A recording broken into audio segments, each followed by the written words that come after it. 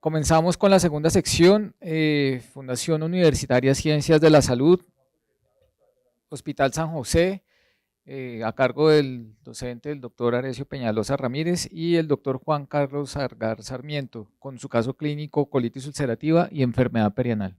Juan Camilo, perdón. Bueno, buenas tardes, mi nombre es Juan Camilo Salgar, soy especialista en cirugía general y estoy en entrenamiento en gastroenterología y endoscopia digestivas en la Fundación Universitaria Ciencias de la Salud y estoy con mi docente, el doctor Arecio Peñalosa. Vamos a presentar colitis ulcerativa asociada a enfermedad perianal. Bueno, tenemos un paciente masculino de 64 años quien ingresa el 1 de marzo por un cuadro clínico de un mes de evolución consistente en deposiciones líquidas con sangre asociado a distermia, a dolor perianal y pérdida de peso de 5 kilogramos aproximadamente en 3 meses.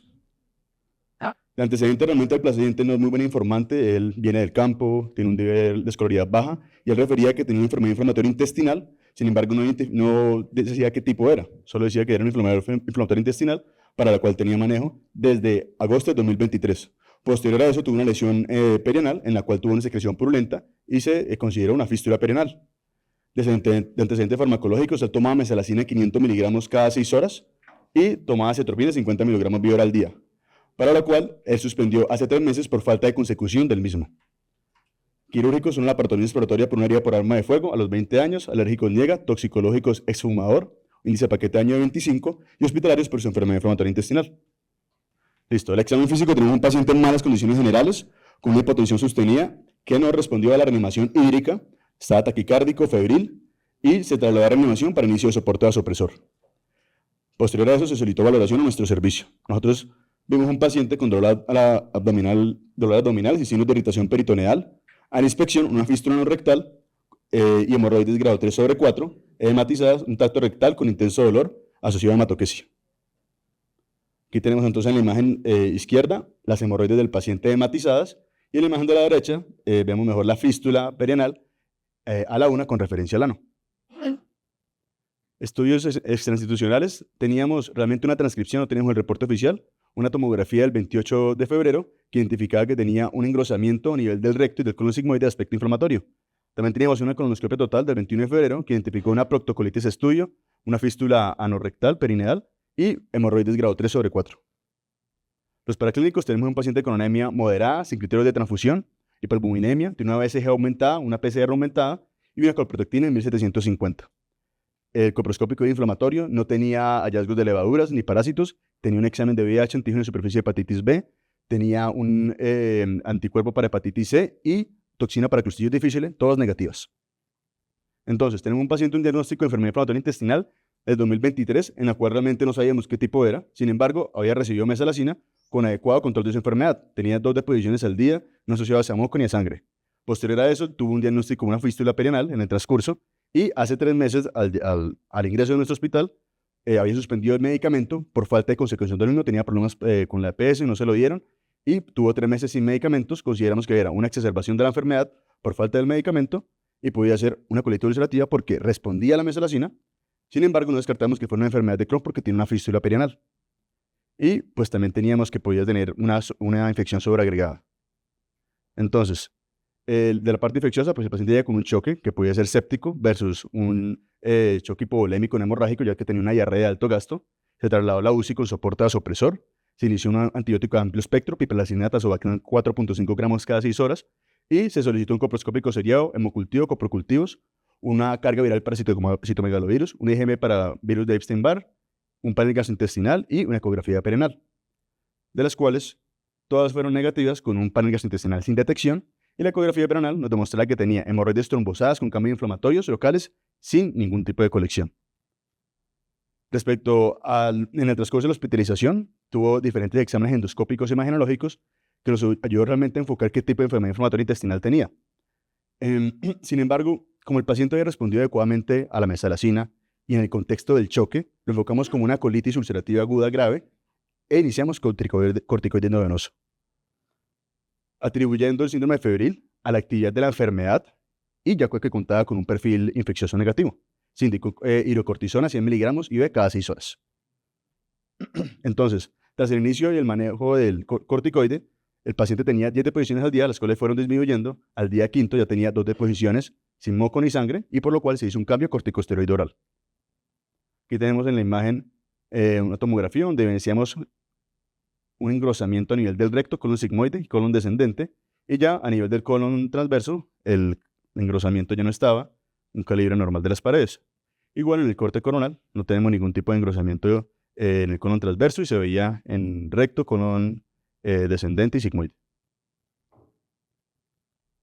En la enteroresonancia no identificamos ningún tipo de lesión, ni fibroestenosis, ni fístula, ni engrosamientos a nivel del intestino delgado. Y se identificaba también el engrosamiento a nivel del recto y del colon izquierdo, pero estaba confinado específicamente en la mucosa. Lo revisamos con el radiólogo y estaba totalmente con hiperintensidad en la mucosa. En la resonancia vemos una fístula interesfintérica, la cual va del esfínter y va hacia la una del esfínter anal. Bueno, entonces respecto al diagnóstico radiológico, para la enfermedad de Crohn vamos a ver engrosamiento de las asas colónicas y vamos a ver también, se puede ver en compromiso en el intestino delgado con estrechez o fístulas enteroentéricas. Sin embargo, en la colitis ulcerativa solo vamos a ver compromiso del colon y del recto. Para la enteroresonancia la intensidad va a ser transmural, mucosa, submucosa y serosa, y va a haber puede verse también un engrosamiento de la base recta, se puede hablar de una fibroastenosis o fístulas del intestino delgado. Sin embargo, para la colitis ulcerativa la intensidad es reservada solo a la mucosa. Y en la resonancia de pelvis pues, nos ayuda realmente mejor a evidenciar que tenga las fístulas que pueda tener perianales. En este caso, pues fue más consistente con colitis ulcerativa para nuestro paciente. Aquí tenemos la colonoscopia, donde demuestra unas úlceras serpentiginosas alargadas a nivel del recto, que se extienden a la unión recto-sigmoidea y donde tiene un aspecto empedrado.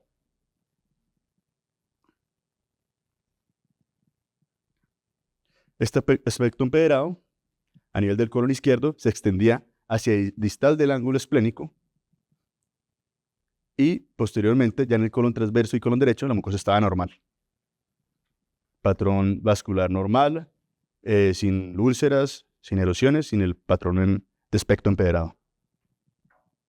También llegamos al ilion y no tenía ningún tipo de lesión. Hicimos una endoscopia para complementar y excluir que no tenga también compromiso de vía digestiva superior. El esófago estaba sin lesiones, al igual que el duodeno y el antro gástrico.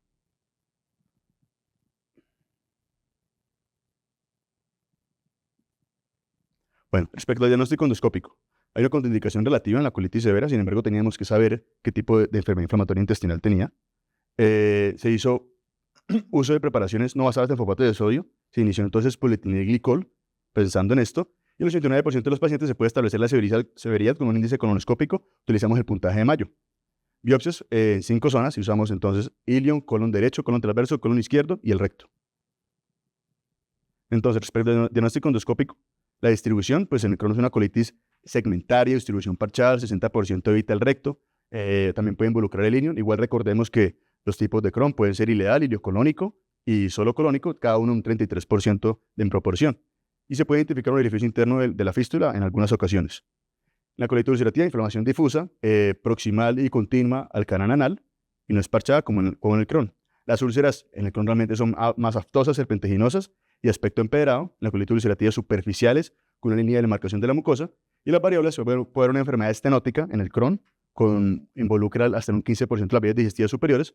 Y colitis ulcerativa puede haber ileitis por reflujo, más que todo en la pancolitis, o inflamación prependicular con el mismo patrón típico de la colitis ulcerativa. La inflamación realmente fue difusa en este paciente, consideramos que es más una colitis ulcerativa, pero las úlceras sí eran más de un aspecto de Crohn, empedrado y serpentiginosas y alargadas.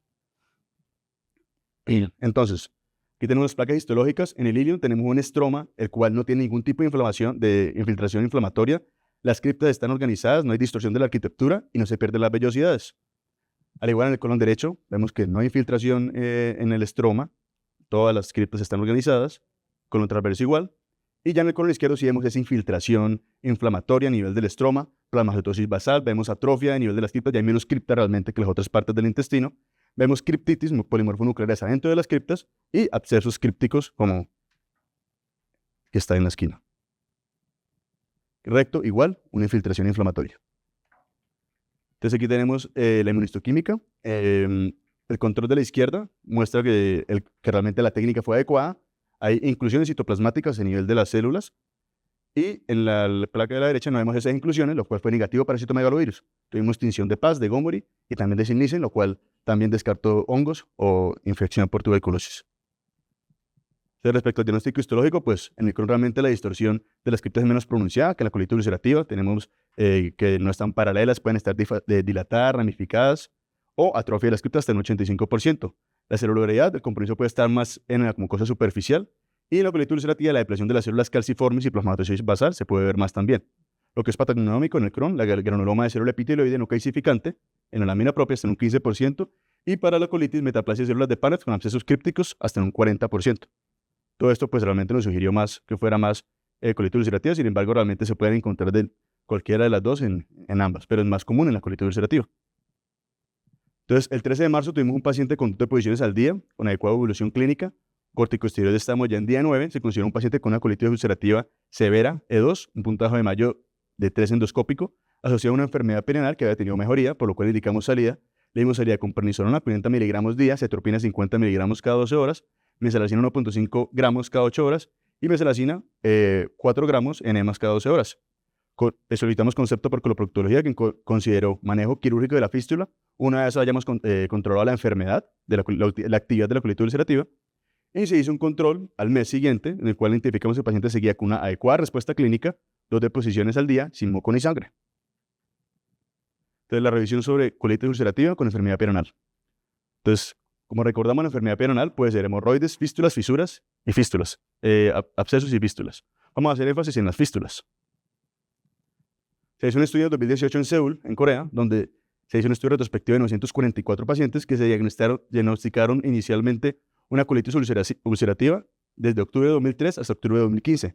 Se clasificaron como hemorroides, fisuras, abscesos y fístulas y se estudió la asociación con sepsis perianal.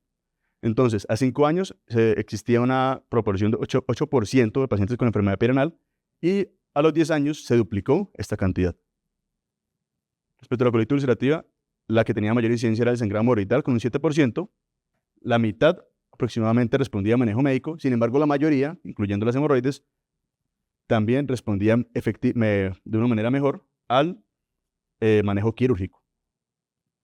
Respecto a la sepsis perianal, entonces tenemos una significancia estadística respecto, se ve más en hombres, un riesgo relativo de 4.6 veces más comparado con el sexo femenino, y también se ve más en las pancolitis, 4.2 veces más que en las proctitis y colitis izquierda. La incidencia de sepsis perianal fue de 2% a 5 años y a los 10 años se duplicó. Y también se encontró más que estaba asociado en la colitis ulcerativa de enfermedad perianal con la fístula simples. Respecto al diagnóstico, el gol estándar es la resonancia, una sensibilidad y especificidad del 98%, y para identificar el orificio interno, sensibilidad del 97% y especificidad del 98%. La ultrasonografía endonal es comparable, al igual que la angiografía, y pues aquí tenemos la clasificación de Parks, que A es la fístula interesfintérica, B es la fístula transesfintérica, C supraesfintérica y D extraesfintérica. La más común que se veían son las fístulas interesfintéricas, que es la que tenía nuestro paciente. Pueden ser complejas con múltiples trayectos fistulosos, fístulas rectovaginales o que comprometan pues, en mayor proporción el esfínter. Se hizo un estudio en Suecia este año, en Estocolmo, donde evidenciaron que la colitis ulcerativa, enfermedad de Crohn asociada a las fístulas, la incidencia y la prevalencia de 2007 al 2017. Se encontró que realmente pues, una muestra importante, se lo sacaron todo del seguro de salud de Suecia y específicamente en la ciudad de Estocolmo, donde identificaron 11.898 pacientes de Crohn, 21.558 para colitis ulcerativa y la Corte Nacional de 380.590, que era la comparación con la población de Suecia. Encontraron, pues, claramente era mayor la incidencia 6.7% de enfermedad de Crohn. La colitis ulcerativa era menor de 0.9%, sin embargo, esta era mayor que la población nacional. Y a los 10 años era inclusive 3 veces más grande, de 2.8% de la colitis ulcerativa que la población nacional. Lo que estaban concluyendo era que realmente la colitis ulcerativa tenía mayor incidencia de enfermedad perianal que la población general, o sea que posiblemente está asociado a generar más fístulas. Respecto a la colitis ulcerativa, fésticos perianales, es un estudio también en Seúl, en 2019, donde además de agarrar la población general a través del sistema de salud, ellos excluyeron a los pacientes que tenían previamente el diagnóstico, 935 pacientes, y que le habían hecho colectomía asociada a enfermedad perianal. Encontraron que había 190 pacientes con enfermedad perianal y colitis ulcerativa, y que la incidencia era 3.74 por 1.000 personas año, era más que el doble también de la población general. se veía más en personas de 39 años, en sexo masculino, y estaba asociado más a corticoides, a uso de tiopurinas, a anti-TNF y colectomías, lo cual significó que está más asociado a enfermedad severa.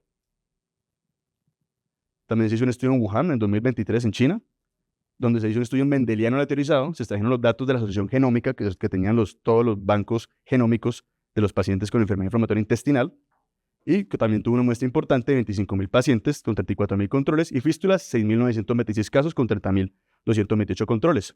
Excluyeron los genes que habían en común entre colitis ulcerativa y enfermedad de Crohn para evitar la confusión. Identificaron que realmente pues, la asociación genética existía en la enfermedad de Crohn respecto a fístulas y fisuras, no existía entre las fístulas rectovaginales y la colitis ulcerativa no demostraba ningún tipo de diferencia estadísticamente significativa. Al final ellos realmente concluyeron que la enfermedad de Crohn, pues por parte de su fisiopatología que tenemos conocida de la migración y transición de células epiteliales a mesenquimales, tiene una fisiopatología muy diferente a la colitis ulcerativa. Pero muy probablemente lo que pasa es que la colitis ulcerativa con su inflamación crónica en el recto promueve que haya más inflamación en las glándulas proctoidales, abscesos y fístulas, y lo asocia más a la teoría de la criptoglandular de la colitis ulcerativa. Entonces, como conocemos la enfermedad de Crohn a partir del factor de necrosis tumoral alfa, beta e interleuquina 13, estimula metalproteinasas, degrada la matriz extracelular y a partir de factores de crecimiento y en la transición que hablamos de células epiteliales mesenquimales, crea la fístula. Esta es la fisiopatología del Crohn. En la criptoglandular, la inflamación crónica del recto afecta a las glándulas proctoidales. Estas, también por translocación bacteriana, se abscedan y generan la fístula, por lo cual es una fisiopatología diferente a la enfermedad de Crohn, pero igual pues llega a ser fistulizante también. La ubicación involucra otras áreas del intestino en el Crohn, enteroentéricas. La criptoglandular realmente en la colitis solo vamos a ver fístulas perineales. En la colonoscopia pues, podemos ver proctitis en el Crohn, hasta un 65%, pero también muchas veces no se va a ver proctitis y va a haber inclusive fístulas en el Crohn. En cambio, en la parte de la colitis ulcerativa debe haber siempre inflamación del recto que va a producir las fístulas. El manejo en el Crohn, como bien es conocido, es quirúrgico y a la vez farmacológico como el anti-TNF. Y en la vía criptoglandular, pues casi siempre va a ser quirúrgico. Esto era más para asociar a nuestro paciente. La fisiopatología se ha estudiado bastante comparando enfermedades de Crohn y también la teoría criptoglandular. Se encuentra asociado el factor de necrosis tumoral alfa a ambos.